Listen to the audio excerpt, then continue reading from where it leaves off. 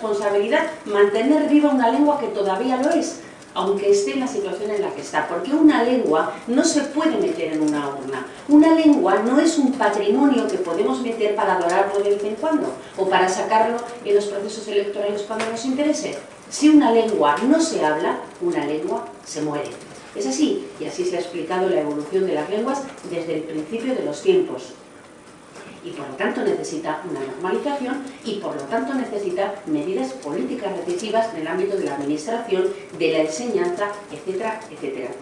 Este proyecto de ley de reforma de la ley de lenguas vulnera los derechos y vulnera las expectativas de los hablantes del aragonés y también del catalán.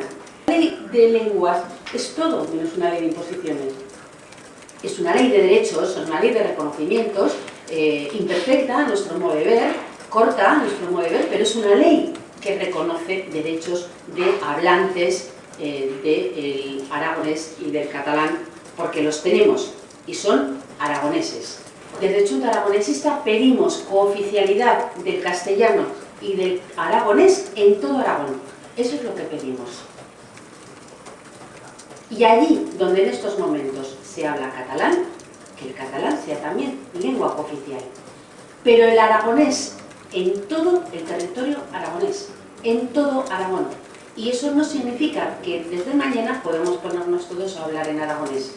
No, pero eso significa que los poderes públicos tienen que defender los derechos de quienes quieren usarlo y de quienes quieren aprenderlo.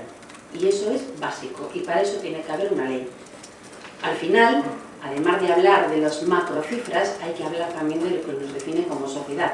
Y una sociedad que es incapaz de apreciar, de reconocer el valor que significa un legado histórico como una lengua, es una sociedad que va a la nada, sencillamente.